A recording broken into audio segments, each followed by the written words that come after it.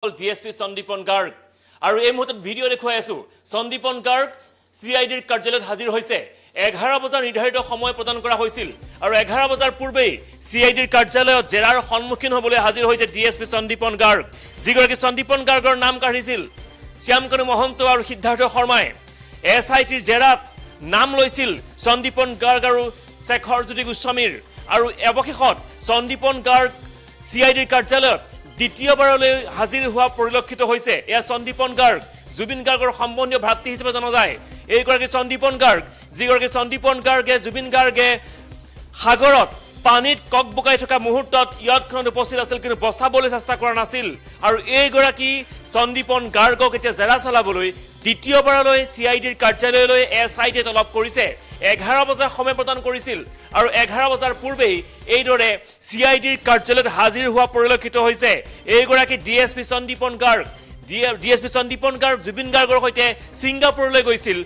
অকল সিংগাপুৰলৈ যোৱাই নহয় সিংগাপুৰৰ ইয়াৰ্ড পাৰ্টিত প্ৰবাহী অসমীয়া কেইটাৰ লগত ফুৰিবলৈ গৈছিল পাৰ্টি কৰিবলৈ গৈছিল আৰু যিটো সময়ত জুবিন গাৰ্গে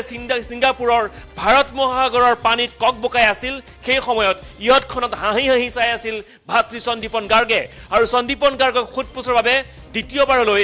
SITয়ে CIDৰ কাৰ্যালয়লৈ তলব কৰিছে আৰু 11 বজাৰ সময় প্ৰদান কৰিছিল আৰু 11 বজাৰ পূৰ্বেই এইদৰে CIDৰ কাৰ্যালয়ত হাজিৰ হোৱা পৰিলক্ষিত হৈছে DSP Sandipon Garg আৰু কিছু সময় পূৰ্বে হয়তো শেখৰ জ্যোতি গোস্বামীও হাজিৰ হ'ব লাগিব কিয়নো শেখৰ জ্যোতি গোস্বামীকো CIDয়ে তলব কৰিছে শেখৰ জ্যোতি গোস্বামীকো SITয়ে তলব কৰিছিল আৰু শেখৰ জ্যোতি গোস্বামীও আজি হাজিৰ হ'ব লাগিব CIDৰ কাৰ্যালয়ত অৰ্থাৎ শেখৰ জ্যোতি গোস্বামী ভাতৃ Sandipon Garg শ্যামকানু মহন্ত আৰু যিটো কালপ্ৰিত সিদ্ধাৰ্থ শৰ্মা এই টেষ্টপেক সিদ্ধাৰ্থ শৰ্মা চাৰিওটাকে আজি মুখামুখিকৈ জেৰা চলোৱাৰ সম্ভাৱনা অধিক প্ৰবল হৈ পৰিছে আজি SITয়ে CIDৰ কাৰ্যালয়ত মুখামুখিকৈ চাৰি অভিযুক্তক জেৰা চলোৱাৰ সম্ভাৱনা আছে ইতিমধ্যে পুৱাৰ পৰা আমি সম্প্ৰচাৰ কৰি আছিলো আৰু যোৱা নিশা সম্প্ৰচাৰ কৰি আছিলো যে প্ৰথমটো নিশা কটাইছে লকাপত CIDৰ লকাপত শ্যামকানু মহন্ত আৰু সিদ্ধাৰ্থ শৰ্মাই প্ৰথমটো নিশা কটাইছে জেৰাত বহু বিস্ফোৰক তথ্য পোহৰলৈ আহিছে আৰু সেই তথ্যৰ ভিত্তিত আজি দ্বিতীয়বাৰলৈ Sandipon Gargক CIDৰ কাৰ্যালয়লৈ তলব কৰা হৈছে এইজন ভাতৃ Sandipon Garg এয়া জুবিন গাৰ্গৰ ভাতৃ Sandipon Garg যিগৰাকী Sandipon Garge সিংগাপুৰলৈ গৈছিল আৰু সেই Sandipon Gargক দ্বিতীয়বাৰলৈ জেৰা কৰিবলৈ CIDৰ কাৰ্যালয়লৈ মাতি পঠিওৱা হৈছে আৰু CIDৰ তলব পাই SIDৰ তলব পাই এই CIDৰ কাৰ্যালয়ত হাজিৰ হৈছে DSP Sandipon Garg জেৰাত অব্যাহত থাকিব গোটেই দিন জেৰা চলাব Sandipon Gargক আৰু জেৰাৰ ভিত্তিত কি তথ্য পোহৰলৈ আহিব সেই তথ্য আমি আপোনালোকক দিবলৈ চেষ্টা কৰিম কিন্তু এই মুহূৰ্তৰ সকলোতকৈ ডাঙৰ কথা হ'ল শ্যামকানু মহন্তৰ বিৰুদ্ধে ৰুজু হৈছে হত্যাকাণ্ডৰ গোচৰ শ্যামকানু মহন্তৰ বিৰুদ্ধে ৰুজু কৰা হৈছে হত্যাৰ গোচৰ ভাৰতীয় ন্যায় সংহিতাৰ 103 নম্বৰ গোচৰ ৰুজু কৰা হৈছে 103 নম্বৰ ধাৰাৰ গোচৰ সন্নিবিষ্ট কৰা হৈছে শ্যামকানু মহন্তৰ বিৰুদ্ধে যিটো ধাৰা কেৱল হত্যাকাণ্ডত অভিযুক্ত লোকৰ বিৰুদ্ধে ৰুজু কৰা হয় এটা গুৰুত্বপূৰ্ণ খবৰ শ্যামকানু মহন্তৰ বিৰুদ্ধে ৰুজু কৰা হৈছে হত্যাকাণ্ডৰ গোচৰত সংযোজন কৰা ধাৰা 103 পূৰ্বে এই গোচৰৰ সৈতে সংযোজন কৰা হৈছিল ভাৰতীয় ন্যায় সংহিতাৰ 61(2), 105, 1061 ধাৰা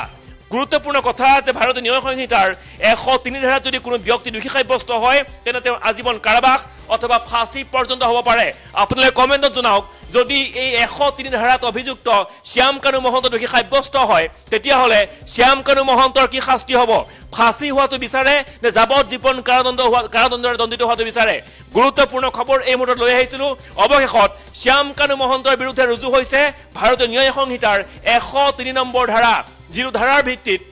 কেৱল হত্যাকাণ্ডৰ গোচৰত অভিযুক্ত লোককহে এই ধাৰা সন্নিবিষ্ট কৰা হয় আৰু এই ধাৰাত শাস্তি হ'ব পাৰে এই ধাৰা যদি প্ৰমাণ হয় যদি যাৱজ্জীৱন কাৰাদণ্ড হ'ব পাৰে অথবা ফাঁসিৰ হুকুম দিব পাৰে মহামান্য ন্যায়ালয়ে গতিকে আপোনালোকে কমেন্টত জনাওক যিটো কালপিতৰ কাৰণে এজন জাতীয় সম্পদ হেৰাই গ'ল হেপাহৰ জুবিন গাৰ্গ আমাৰ মাজৰ পৰা হেৰাই গ'ল যদি 103 ধাৰাত অভিযুক্ত হয় শ্যামকানু মহন্ত তেতিয়াহ'লে এই শ্যামকানু মহন্তৰ শাস্তি কি হোৱাটো উচিত ফাঁসি হোৱাটো উচিত নে যাৱজ্জীৱন কাৰাদণ্ড হোৱাটো উচিত গতিকে তদন্ত অব্যাহত থাকিব আৰু কিছুদিন পূৰ্বে প্ৰথম অৱস্থাত মুখ্যমন্ত্ৰী হিমন্ত বিশ্ব শৰ্মাই কৈছিল যে দুৰ্ঘটনা হৈছিল জুবিন গাৰ্গৰ কিন্তু পৰৱৰ্তী পৰ্যায়ত স্বয়ং মুখ্যমন্ত্ৰী নিজে প্ৰকাশ কৰিছিল যে হত্যাকাণ্ডৰ কথা উল্লেখ কৰিছিল মুখ্যমন্ত্ৰীগৰাকীয়ে আৰু তাৰ পাছত আজি দেখা গ'ল যে SITয়ে শ্যামকানু মহন্তৰ বিৰুদ্ধে ৰুজু কৰিছে 103 নম্বৰ ভাৰতীয় ন্যায় সংহিতা BNS 103 এই ধাৰাত অভিযুক্ত যিকোনো দোষীয়ে যদি দোষী সাব্যস্ত হয় তেতিয়াহ'লে তেওঁ ফাঁচি হ'ব পাৰে নতুবা তেওঁৰ যাৱজ্জীৱন কাৰাদণ্ডৰে দণ্ডিত হ'ব পাৰে গতিকে আজি আপোনালোকে কমেণ্টত জনাওক সকলোৰে আশাৰে বাট চাই আছে যোৱাকালি যোৰহাটৰ পৰা গৰিমা শইকীয়া গাৰ্গে জুবিন গাৰ্গৰ পত্নী গৰিমা শইকীয়া গাৰ্গে সবিনয়েৰে অসম চৰকাৰলৈ অনুৰোধ জনাইছিল সবিনয়েৰে অনুৰোধ কৰিছিল যে জুবিন গাৰ্গৰ মৃত্যুৰ ৰহস্য পোহৰলৈ আহিব লাগিব আচলতে জুবিন গাৰ্গে কিহৰ কাৰণে অকালতে মৃত্যুক সাৱটিব লগা হ'ল সেই তথ্য সমগ্ৰ অসমবাসীয়ে জানিব লাগিব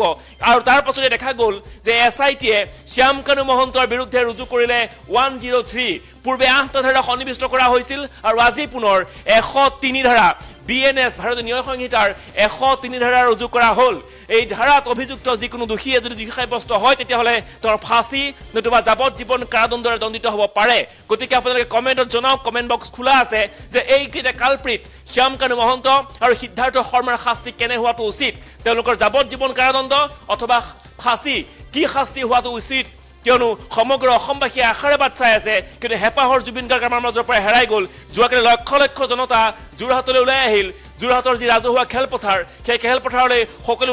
ওলাই আহিল আৰু যোৱাকালি নিশালৈকে আজি পৰ্যন্ত যদি জুবিন গাৰ্গৰ সমাধিস্থললৈ যোৱা হয় দ্বিতীয় বৈকুণ্ঠপুৰলৈ পৰ্যবেক্ষিত হৈছে সোণাপুৰৰ কমাৰকুছিৰ সমাধিস্থল গতিকে সমাৰকুছিলৈ যদি পৰিৱেশ দেখা যায় লক্ষ লক্ষ হাজাৰ হাজাৰ জনতা ওলাই আহিছিল সকলোৱে ঈশ্বৰক প্ৰাৰ্থনা জনাইছিল জুবিন গাৰ্গৰ পুণ্যাত্মাৰ সদ্গতি কামনা কৰিছিল আৰু সমান্তৰালভাৱে জুবিন গাৰ্গৰ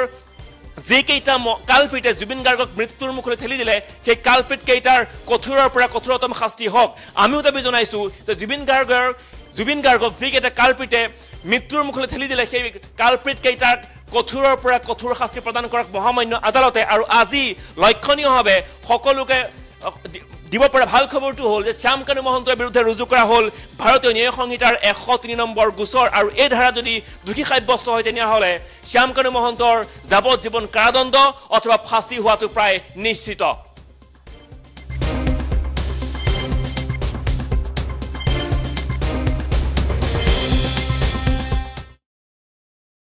যিকোনো খবৰৰ বাবে যোগাযোগ কৰক 7099017330 লগতে 7099017110 নম্বৰত